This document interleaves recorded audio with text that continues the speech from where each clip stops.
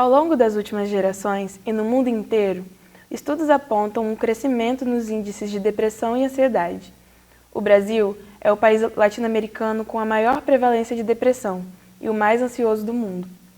Para falar sobre esse assunto, hoje convidamos a professora Valesca Martins, do Departamento de Psicologia Social da UFES. Obrigada por ter vindo, professora. Obrigada pelo convite. Como primeira pergunta, já falando mais sobre esse meio universitário, eu queria saber quais são as principais causas da depressão e da ansiedade no meio universitário mesmo. Então, primeiro eu acho que a gente precisa conversar sobre a ansiedade e a depressão, porque elas são expressões naturais do nosso organismo. São coisas que existem com a gente e que em nenhum momento vão deixar de existir. Nós temos a tendência a querer evitar ou fazer com que sofrimentos, emoções desagradáveis desapareçam completamente, e isso nunca vai acontecer.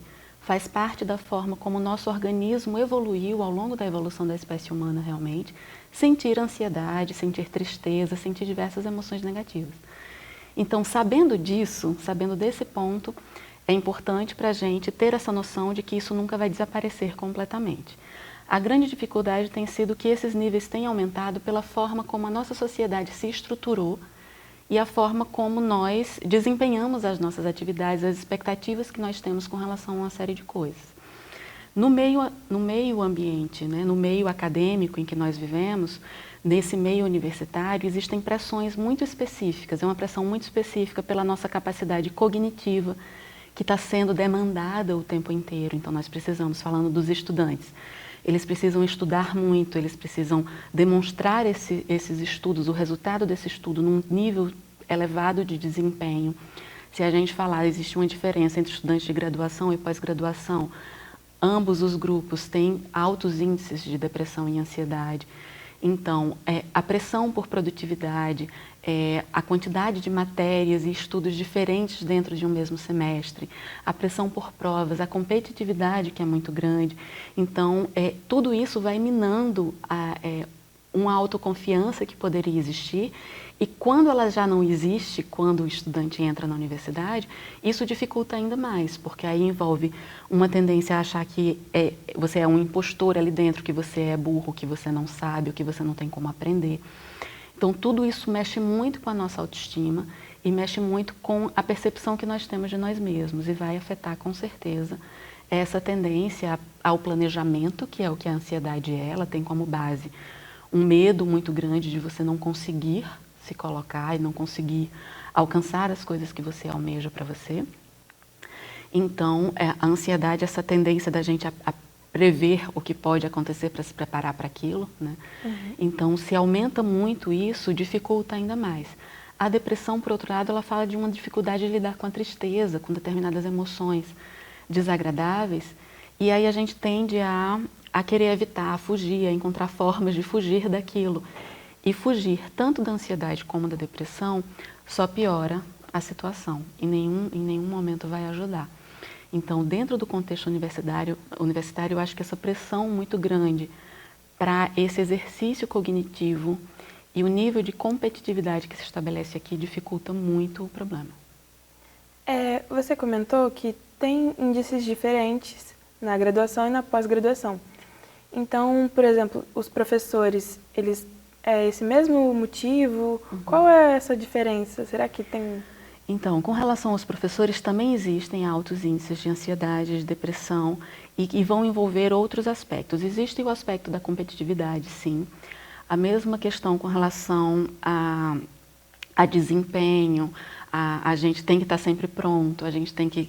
né, existe um perfeccionismo muito grande envolvido, né, no trabalho. Mas existe também algumas outras questões. Envolve, por exemplo, burnout, uma síndrome de burnout, né, que é a forma como você lida com o excesso de demandas de trabalho, que é muito grande. Então, vai envolver burnout, vai envolver também o que a gente chama de síndrome do impostor, que é essa noção de que você está no lugar errado e que em algum momento vão descobrir que você não sabe de nada. Todo mundo é melhor que você. Que também. Todo mundo é melhor que você, né? Existe uma demanda por produtividade em termos de publicações, de projetos, de coisas que precisam ser divulgadas para outras pessoas, né? e o que dificulta também o desenvolvimento apropriado, eu acho, que do trabalho. E a competitividade e uma briga de egos que pode dificultar também os relacionamentos internos. Uhum. Então, existe uma questão de competitividade muito grande, de disputa de egos ali, que dificulta a situação porque a comunidade universitária poderia ser utilizada como rede de apoio para se autoapoiar. Né? Então, nisso da universidade poder ser uma rede de apoio, o que a universidade pode fazer? Então, existem, para lidar com transtornos, né, nesse nível em que a gente tem encontrado hoje, a gente tem percebido que, sim, a universidade ela tem uma certa estrutura que já existe, que já funciona, tá? Tanto de atendimento aos servidores, no caso com os professores, existe o Departamento de Atenção à Saúde do servidor, com plantão psicológico, com psiquiatra à disposição. Então, é possível ter acesso a essas pessoas. No caso dos estudantes, tem a ProAES, que é a Pró-Reitoria aqui, especificamente na UFES, né? Existem psicólogos também atendendo. Outras faculdades, elas precisam ter um mínimo de estrutura com relação a esse tipo de atendimento. Normalmente, faculdades que têm um curso de psicologia oferecem vagas nas clínicas psicológicas, vagas gratuitas para os seus estudantes, né? Mas, de forma geral, além desse apoio, que é o que a gente chama de rede de apoio formal, né? Nós temos dois tipos de rede de apoio. A rede de apoio formal é essa estruturada, né? Uhum. Que é oferecida dentro das instituições, é uma unidade básica de saúde que oferece um atendimento, é um psicólogo, um psiquiatra, alguém que possa apoiar formalmente nesse processo. É muito importante o cultivo de rede de apoio informal, que vão ser as relações individuais que a gente estabelece com outras pessoas, a conexão que a gente estabelece. Relacionamentos positivos, eles são fundamentais para esse processo de compreender o que está acontecendo, de utilizar essas relações como um recurso mesmo que a gente tem e escolhas apropriadas que precisam ser feitas para autocuidado. Então, além da oferta desses atendimentos, a universidade ela pode fornecer, faculdades podem fornecer ambientes, espaços para atividades físicas. Exercícios físicos são extremamente importantes para se aprender a lidar com ansiedade e depressão. Momentos dentro da rotina do dia a dia mesmo do campus, né, ou da faculdade, em que o estudante possa ter um momento de parada, ter um momento de lazer, que ele possa respirar e ter um ambiente diferenciado para lidar com aquela situação. Tire um pouco, desligue um pouco a máquina cognitiva, uhum, que fica funcionando o tempo todo, para que ele lide um pouco mais com as próprias emoções, e isso vai ajudar muito no processo.